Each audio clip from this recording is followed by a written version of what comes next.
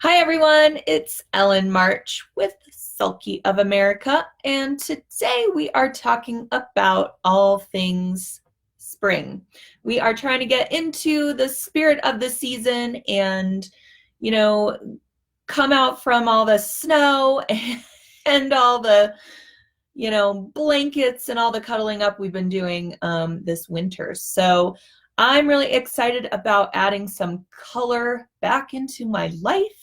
One of the things I like to do for any season really is change up just the pillows on my couch, um, making some pillow coverings that have zippers so you can easily change them out for the seasons. It's just a really quick and easy way to update your decor without a huge amount of effort. Another great thing to do, obviously, is make something new, something that brings you joy, something that is full of fun, colorful fabrics. So today I want to talk to you about our Simply Appliqué Spring Kit. We have one of these for each of the 4 seasons of the year, winter, spring, summer, and fall. And I actually did a webinar on our winter applique kit, which is a cute little snowman scene. And all of the techniques and tips and tricks that I present in the webinar are applicable to any of the kits. So you'll learn how the appliques come together in sort of a unit by unit technique. And you'll want to have a non-stick pressing sheet. That is really, really vital to making this project. A non-stick pressing sheet. Mine's actually hanging right there behind me because I use it a lot. Not only can you use it to sort of just press things and not gum up your iron, but it's a great thing to use to build these applique units because you can put a fusible on there and then peel it up and then fuse it somewhere else. And that's exactly what we're doing with this kit is we're creating applique units. So this teapot here, you see how it has a lot of different layers of fabrics, okay? This teapot is one unit that we will create on the nonstick pressing sheet. So grab one of those at sulky.com along with your kit so that you're sure to have one on hand. You will do sort of a tacking fuse or a first fuse when you create the unit, and that just kind of gets everything all fused together lightly. Then you will do a final fuse onto your background fabric once all of the units are created. So for that first fuse on your pressing sheet, you want to make sure to not, put your iron on there for 10 seconds, just a couple of seconds to tack everything together, and then keep building your units. Once they are all created, you'll put them on the background fabric according to the pattern. You can see, maybe you can see there's a pattern layout sheet in here. And another great thing to help you along in making this is having a light box.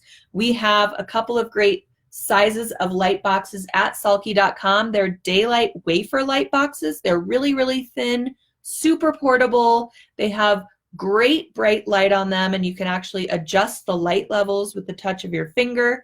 I have one and I love it, and I use it for everything. And my kids always want to take it away from me for their art projects. They're good for a number of different sewing applications, this project being one of them. So you'll lay your applique sheet or your pattern guideline over the light box, build your unit, and then move it to the ironing board to press it onto your pressing sheet. And it just helps you make sure that all the pieces are accurately placed. All of your little flowers have the center in the right spot, and it's just a lifesaver. So check out the light box along with the wall hanging kit. Now, I want to kind of take you on an unboxing journey of this kit because it's really fun to see how these laser cut pieces are created. Now, I want to mention that they have fusible already on them. So not only are they already precision cut, but they also have the fusible already attached, and the paper backing is on there. So what you will do, and you can see this kit comes with your background fabric. It has your backing fabric. It's even labeled backing so that you know to set that one aside. And then it also has the fabric for your binding. Now, this binding in our picture of our finished project was done on the bias. So you could see that those cute little stripes look on the diagonal because you're cutting the strips at a 45-degree angle on the bias. You can also just do straight grain binding and have those stripes go up and down, whatever you wish. So I digress. Back to the cute little laser cut applique pieces. You can imagine the time it would take to cut out all of those little pieces, not only getting into your fabric stash and trying to find just that perfect little fabric, for, not everybody has a perfect polka dot little ladybug scrap lying around. So it's great for that as well. I'll show you here. Here's one of the laser cut pieces as it comes in your kit, and you can see they're kind of perforated by the laser cutter. So you just simply take them out and set them all aside. So you can do all of them at once and kind of get them in little piles so that you can build your applique units. And the fusible that is attached to them is called Soft Fuse. It's a really great fusible web. It's so great that we stocked it at sulky.com, and you're going to want to check that out because once you work with this, you're going to want to use this fusible web for everything. So you can see the paper backing is still attached, and you will just peel it away when you get ready to do your units, and there's your fusible already on there. Isn't that great? So you'll build these little units and create your applique piece. Now, once it is created and fused onto your backing fabric, you're going to layer it with some batting and some backing. So I actually call this a little mini quilt. You can call it a wall hanging, you can make it into a pillow, you can do whatever you want with it, but I call it a mini quilt because you can add quilting after you've done all your decorative stitching. You can see there's a ton of cute little stitches that we've chosen for the sample that go way beyond using a blanket stitch or a straight stitch. This is your opportunity to use all those decorative stitches that are stored in your machine that you never get to use. So I'm going to show you just how this is layered with the fall applique kit because I happen to have it in progress. So this is the fall kit, comes with all these cute little pieces. And again, you can see just the right kinds of fabric prints used for all the elements. This is a little print that has hay on it for the hay bales. I mean, you would have to search high and low to find that at your local fabric store, and then you would probably have to buy a whole quarter yard of it just for those little pieces. So that's another great benefit of getting a kit like this. You don't have to search for all of those different prints. So huge time saver. All right, so we have got our finished applique piece, right, on the backing fabric. Then we have a layer of batting. Then we have a layer of Sulky Cutaway Plus, okay? This is actually going to act as our background fabric while we are adding the decorative stitches. So it serves a number of purposes. Obviously, it is stabilizing everything so that when we are stitching, you can even do free motion on this. When we're stitching, we've got a nice stable surface to work with. Our appliques are not going to shift. I mean, they're fused on there anyway, but you won't have any bunching up, any problems while you are using all of your fun decorative stitches that can go every which way. So great idea to stabilize for that. Another thing, Cutaway Plus is a permanent stabilizer that's going to stay with your wall hanging throughout its entire life. So when you're hanging it, it's not going to sag over time, lose its shape, anything like that. So it's really great for that. Now, it is a little bit heavier weight of a stabilizer. So I wouldn't recommend it for a quilt that you want to stay nice and cuddly and, cuddle up with or put on your bed, because obviously the Cutaway Plus is going to prevent it from, smushing up nicely for you. You want a more lightweight stabilizer like soft and sheer extra. Now this is also, well, this is a fusible stabilizer, but it's also a permanent stabilizer. So if you don't want a permanent stabilizer, you want it to wash away completely after you've stitched it, try using Sulky Fabri-Solvi or even Sticky Fabri-Solvi. Sticky Fabri-Solvi is going to stick to the fabric wrong side and not shift while you're sewing, and Fabri-Solvi is the non-sticky version of that. Both of those wash away completely when you're done. So obviously you need to make sure that everything you're using is washable when you're choosing that stabilizer. But for this project, we're using Cutaway Plus. So you'll want to stock up on some of that. We've got 1 yard packages, we've got rolls, we've got bolts. Check it out. You'll want to use Cutaway Plus. All right, so we've covered the stabilizer. Let's talk about threads. Now, thread for applique can be as decorative as you want. I mean, the whole point of applique is that you're showcasing these cute little pieces, and why not highlight them with some awesome thread? So with this spring kit comes some Sulky rayon thread. We're using rayon so that you get the sheen and the nice beautiful colors of the thread that match the applique pieces perfectly. Now pair that 40 weight rayon thread with a 60 weight in the bobbin. Now you can use regular old Sulky bobbin thread that is 60 weight, great quality, my favorite bobbin thread in the universe, which is what I would recommend for this project, for the simple fact that we're using the Cutaway Plus as our sort of backing fabric, right? We are going to cover up all of our stitches on the back side with our backing fabric, and then we're going to add quilting to it. So you don't really need to match your top thread with your bobbin thread when you're going to be covering it up.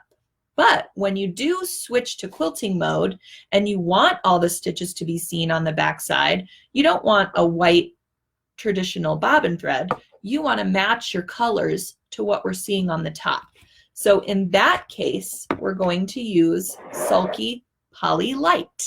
Poly Light is another 60 weight thread, but it comes in all these delicious colors that perfectly match the rayon thread that's on the top. So on the top, you'll have a 40 weight, on the bottom, you'll have a 60 weight, and your appliques will look perfect. It produces a great balanced stitch, and again, you've got your matching colors. Now, we are going to put a link in the comments, and I want you to check it out because Poly Light is on super sale today, okay?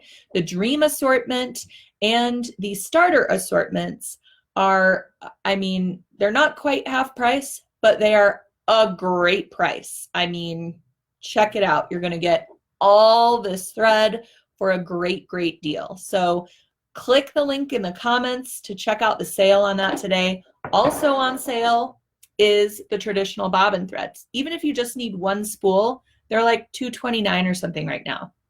So definitely stock up on these, especially if you like to do machine embroidery. We are all using our Sulky bobbin thread in white or black. There's also a neutral if you get the pre-wound bobbins. We're all using this in our machine embroideries unless we want to match our back thread or our wrong side thread or our bobbin thread, however you want to put it. When you want to match it, like when you're making tea towels or something where you're going to see the wrong side, a collar of a jacket, something like that, you'll want to use the Poly Light in the bobbin. Okay, so stock up today. Grab that while it's on sale. I highly, highly recommend it. Okay, phew. Now, let's see, what do I need to go over? I'm going to check the comments here and see if you guys have any questions. Please put them in the comments so that I can address them live and you can all get your answers today while we're talking. So thanks for saying hello. Hi, Babette. Hi, Belle. Thanks for joining. Yes, and so since it is National Quilting Month, that's why I wanted to bring you this little quilt project, because even if you're a beginner, you know, this is a great project to kind of get your feet wet with quilting. You don't have to add any quilting once you've done your applique. You can leave it as is and do your binding and hang it right up. But adding a little bit of quilting in and around your background fabric, you know, you could highlight all these batiks and make this sunset look really cool. You can add metallic thread to this and give it just a really awesome shiny look for your sunset. And let me keep showing the spring one because that's the one we're talking about today. But you could add some quilting in the grass, or I don't know if this is grass or if it's a table that has your teapot on it. But at any rate, you could add all kinds of additional quilting stitches to this. Like I said, you can set your machine for free motion and do, you know, free motion quilting, and it's a great little starter project. It's a great easy beginner project. The finished size is 12 by 18. So it's just big enough to kind of hang in your kitchen, something like that, and really put a little spring into those gloomy days. Okay, the thin light box. Someone's asking, where do we get the thin light box? It is at sulky.com. We'll put a link in the comments here for you. We've got the wafer 1 and the wafer 2. The wafer 2 is just the larger size. The wafer 1 is a smaller light box. And also what's really cool about the light boxes, they come with, well, they don't come with, it's an additional purchase, but you can also get a cutting mat that fits on the light box. So when you're cutting out appliques or cutting out quilt templates, things like that, you can use the cutting mat directly on the light box surface and use your rotary cutter right on top of it. So cool. I do want to mention though, when you're building your applique units and using a light box, it is extremely important that you remember you are not pressing on the light box. Obviously the heat is going to not do well on your light box. So you want to have your light box next to like a portable pressing surface so that you can go from one to the other, press, build your unit, go back, build another unit on the light box, move it over to your pressing surface and press. So very, very important that we're not pressing on the light box, because when you're getting into this, you can kind of forget and start pressing in the wrong place, and that would be tragic. So just be cautious and take your time and it'll be great. I know you will love using that light box. Again, you're going to want your non-stick pressing sheet to build the units for the Simply Applique. And this is our finished little project for today. So let me know how you guys like it. Shoot us a line. You can always email us at info@sulky.com. You can post your finished projects on Instagram and tag Sulky Threads, and also use the hashtag SewBetterWithSulky. And we'd love to check out what you're doing. So please, please tag us in your posts so that we can check it out. And thanks for joining me today on Sew What? And I will see you next time.